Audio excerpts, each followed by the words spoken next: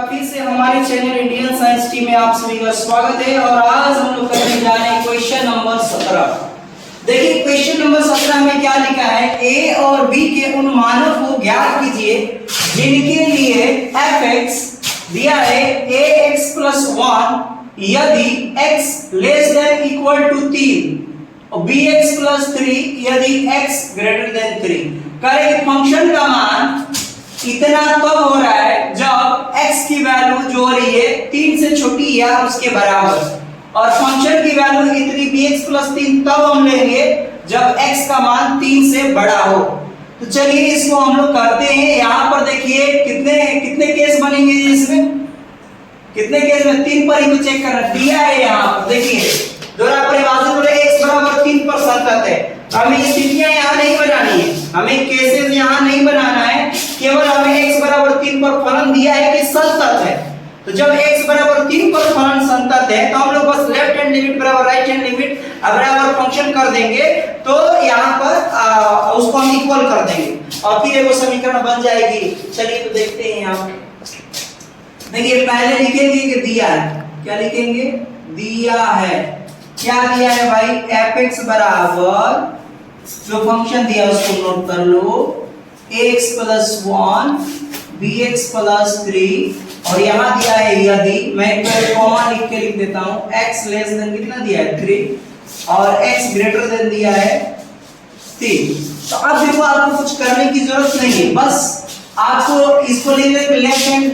3 पर संतत है, चूंकि a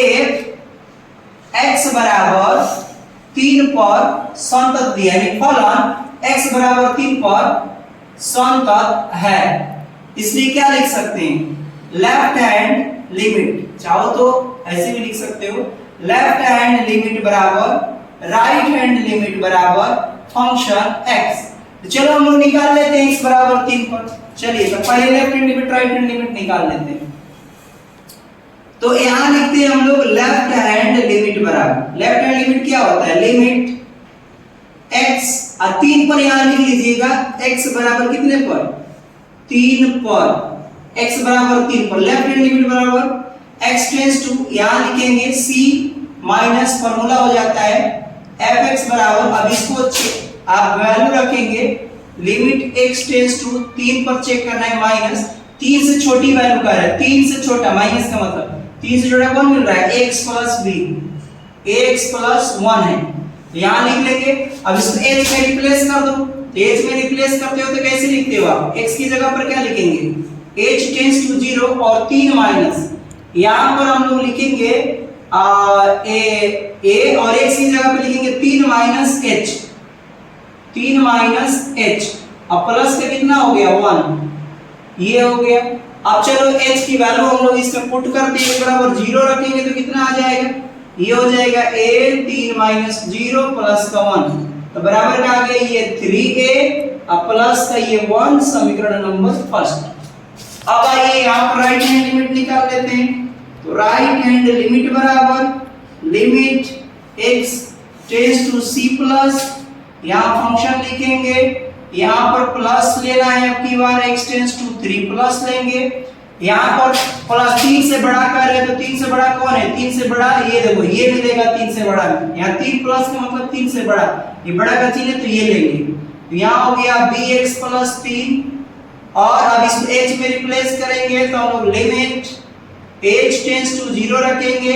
यहाँ पर क्या रखेंगे हम लोग b और x की जगह पर क्या लिखना है 3 + h, क्या लिखेंगे 3 + h और फिर ये एज इट इज +3 यहाँ नोट कर लेंगे। अब चलिए यहाँ पर करते हैं, तो यहाँ पर h का मान रखते हैं, इसमें तो h का मान रखेंगे तो कितना हो जाएगा b 3 + 0 और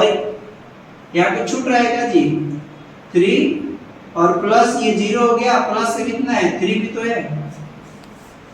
3, तो अब ये हो जाएगा 3b या प्लस का 3, समीकरण नंबर ये हो गया सेकेंड। एंड लास्ट निकालते हैं फंक्शन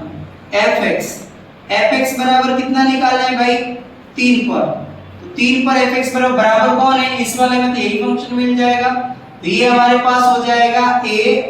x की जगह पर हम लोग कितना रखेंगे 3 अब प्लस का 1 रख देंगे, तो यहाँ भी आ गया हमारे पास 3a प्लस 1। अब इन सभी मानों को हम समीकरण 1 में रख देंगे, ठीक ना। समीकरण 1 में यहाँ चाहो तो 3 भी आप रख सकते हो, 3। तो अब हम लोग करते हैं समीकरण 1 में, समीकरण 1 से लेफ्ट हैंड लिमिट का मान रखो, कितना आया है, लेफ्ट हैंड लिमिट का मान देखो यहाँ पर आया है 3a प्लस 1। तो यहाँ लिख लेंगे हम लोग 3a प्लस 1, फिर यहाँ बराबर है तो बराबर लिखेंगे, राइट हैंड लिमिट कितना आया है, राइट हैंड लिमिट है 3b प्लस 3, तो बराबर लिख लेंगे 3b प्लस 3, फिर बराबर लिख लेंगे फंक्शन का मान fx, जो fx लिखोगे, चाहे x अभी हमने लिखा था यहाँ पर, या 3 पर भी मान लिख सकते हो, तो 3 का मान कितना आया, 3a प्लस 1, 3a प्लस 1, इसको 3 मान लोगे, 3। हम लोग इसको 1 से लिखे हैं कि समीकरण जैसे हमने मान लो कि यहाँ पर मैंने 1 लिया है, तो आप लोग इसको रोमन में ले लेना, इसको ले लो ऐसे 2, और इसको भी रोमन में कर लेते हैं, उसको ऐसे रखते हैं 1, ठीक ना। तो ये 3 हो गया, ठीक। अब यहाँ हो जाएगा 3 प्लस यहाँ पर 1 लिख देंगे। अब तुमको क्या करना है भाई कि अब इसमें से देखो ये वैल्यू और ये वैल्यू आपस में सेम है, तो केवल हम इतना को ले लेंगे, बस इतना को, और इससे एक समीकरण रेडी कर लेंगे। तो यहाँ लिख लेंगे 3a प्लस 1 बराबर 3b प्लस 3। अब क्या करेंगे, 1 को उधर ले जाएंगे हम लोग, तो अब लिखेंगे तो 3a बराबर 3b प्लस 3 माइनस 1, तो ये आ जाएगा 3a बराबर 3b। अब यहाँ पर देखिए 3 में से 1 गया तो 2 बचेगा,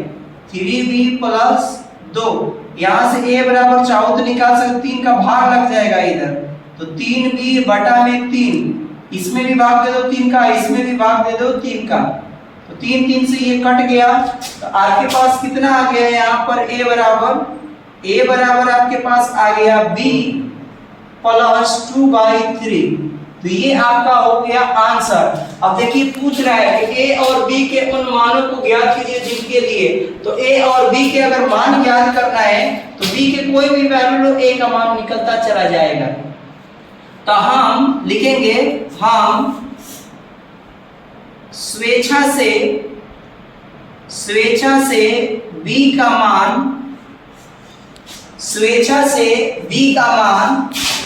कुछ भी ले सकते हैं, कुछ भी ले सकते हैं, जिससे a का मान प्राप्त होगा, जिससे क्या होगा, जिससे a का मान